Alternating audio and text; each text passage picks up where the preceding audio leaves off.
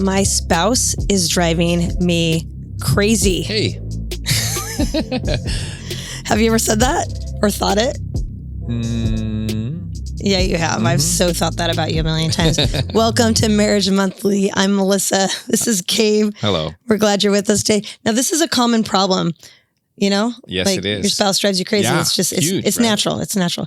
And we decided we wanted to talk about this for a few episodes because we realize it's pretty deep and we're pretty crazy. And so, so we're going to go there. We're going to go all the, and let me tell you what brought this up. Gabe knows. So, well, yes. Last week, I'm just minding my own business. It was just an observation. Yeah. Well, I'm minding my own business, right? I think we were on a walk. Yeah, we were on a walk. And he literally says to me, I never noticed how much you process out loud. Yeah. I was like... Well, I said more than that. What? Excuse me? You can justify yourself.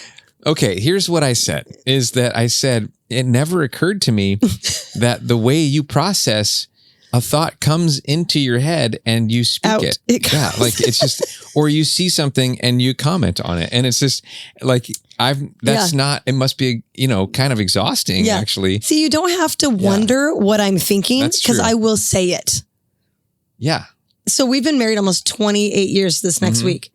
And you just figured this out. My spouse is driving me crazy. Anyways, but there's a verse that I love. It's Ephesians 4:29. And we decided this particular week, my spouse is driving me crazy, is about communication. Yes. Because there's different aspects we're going to talk to you about. Yeah, part one. Because we want to talk about two different aspects of it. But the verse that came to our heads when we were talking about this, Ephesians 4:29, it says, don't use foul or abusive language. Let everything you say be good and helpful so that your words will be an encouragement to those who hear them. That's a tall order. Everything you say. Everything you say needs to be helpful and good.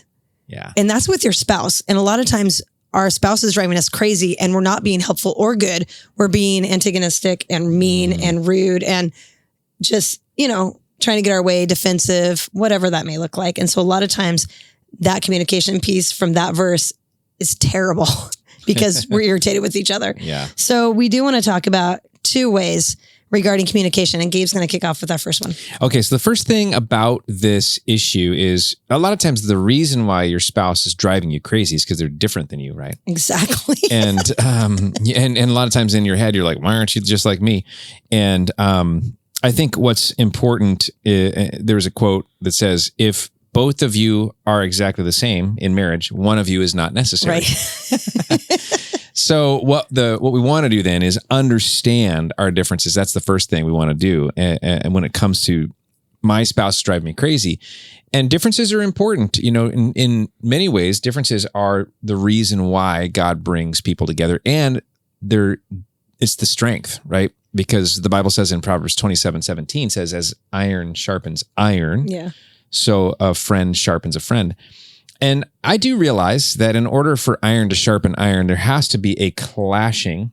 Sparks will fly. Sparks are going to fly, right? It's metal on metal. Yes. And that is how marriage feels sometimes, metal on metal, You ever had one of those moments where you take a piece of gum and you put it in your mouth, but you didn't get the whole wrapper off, and it's that foil one from back in the old days? Is that only for the old people that have silver fillings? I don't know, but I think it might be. If you've ever done it, it's like your whole body lights up with electricity or something. It's terrible. And I think we have to acknowledge that iron sharpens iron is not always fun, and it can be painful, but it is always helpful.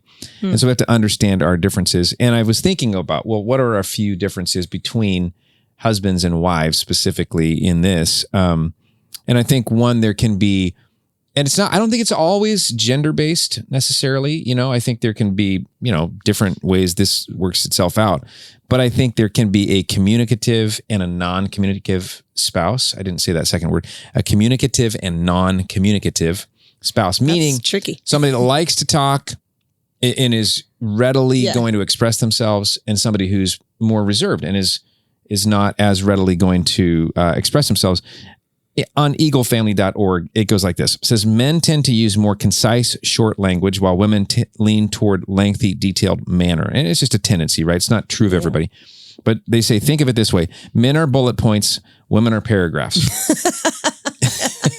Right. I think that's probably true. That's probably true. So, if you're a woman and you're waiting for your husband to be a paragraph, it may never happen. And so if you're not going to be satisfied unless they're a paragraph, that could be a long-term disappointment right there. Yeah. So we have to understand our differences. Mm-hmm. Another difference, there's external processors versus internal processors. Well, this is where the breakdown was last week. It wasn't, I thought it was breakthrough actually.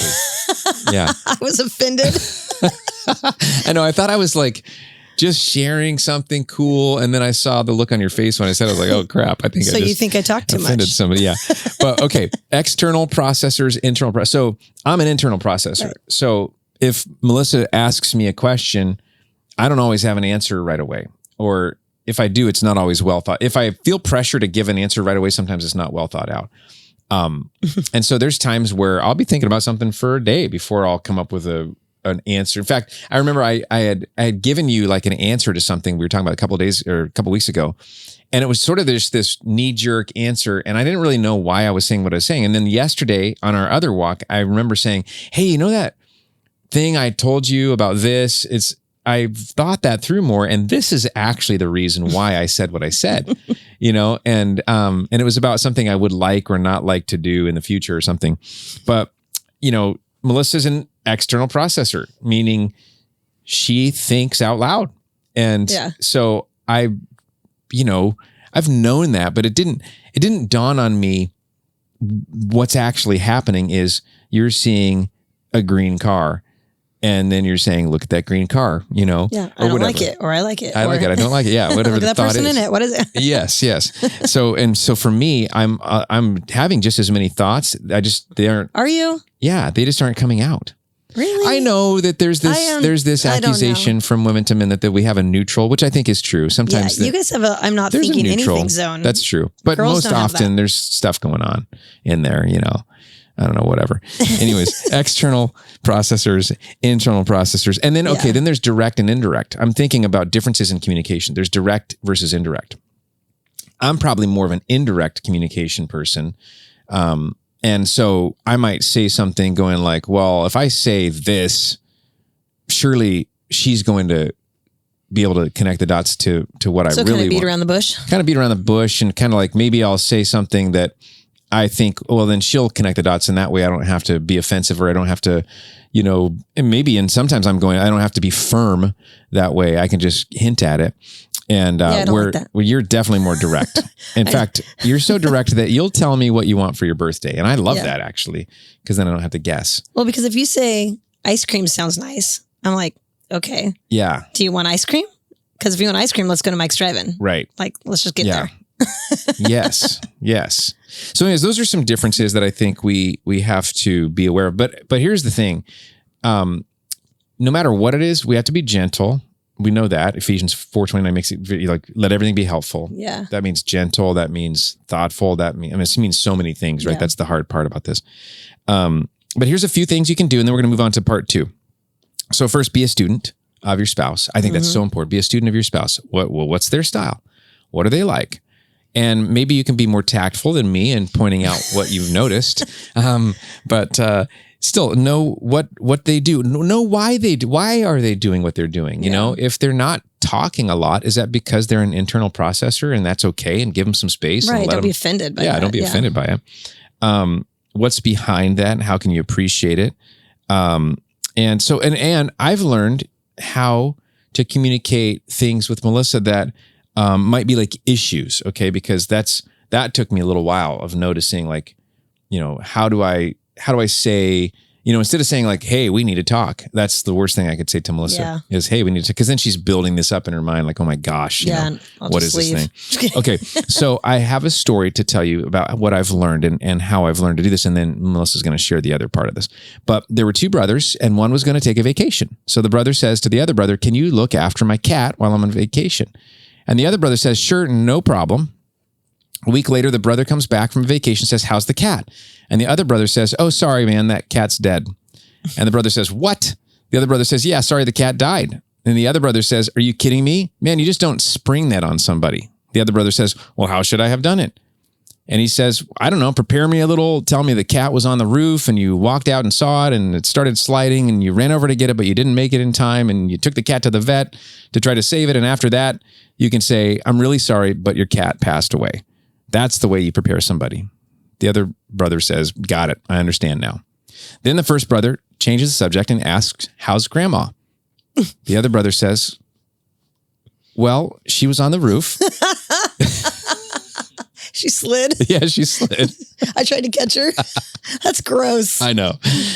But I have learned a little more like process in like if there's something we need to talk about, you know, obviously there's the tone, the tact, the timing and all that, but is also how do you bring something up? And I think sometimes if you just go boom, you know, it can be problematic. Absolutely. Yeah. All right. So understanding our differences. And then the second thing is having grace with our differences. Yeah.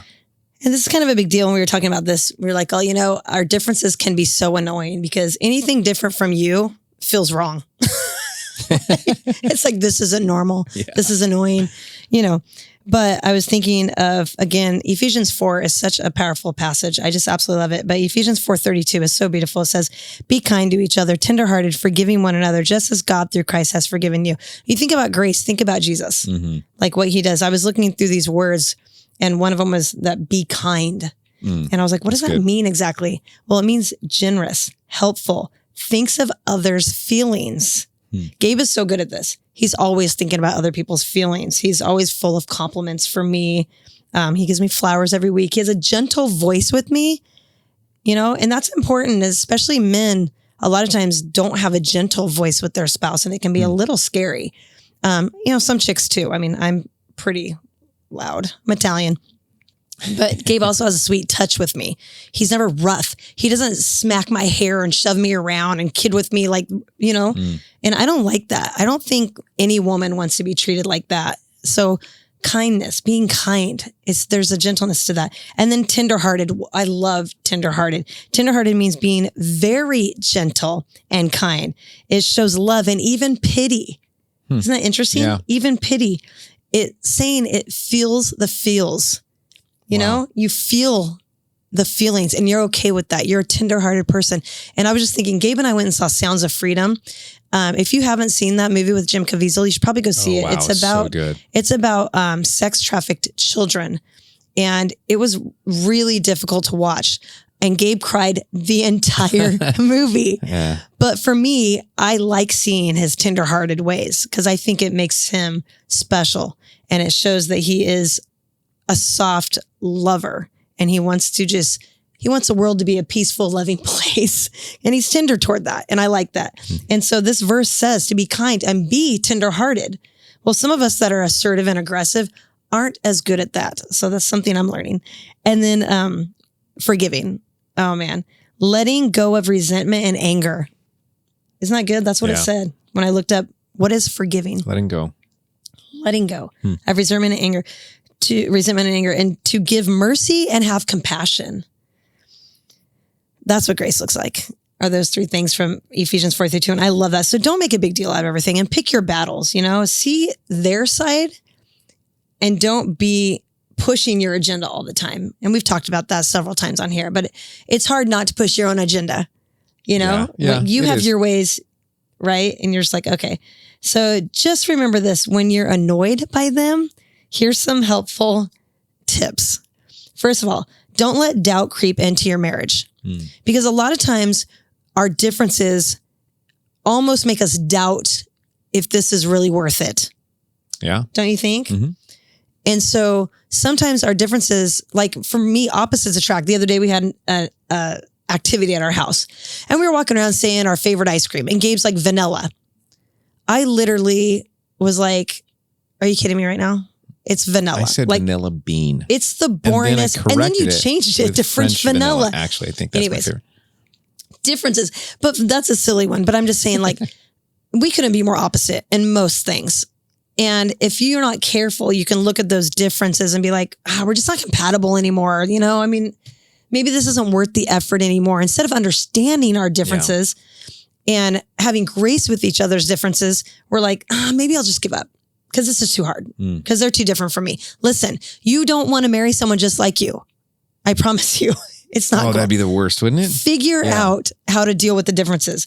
So don't let doubt creep in. I mean, I know it can be annoying, but differences, like Gabe said, iron sharpens iron. We are to kind of even each other out, you know? Second one is try to love the differences. Now this is even harder.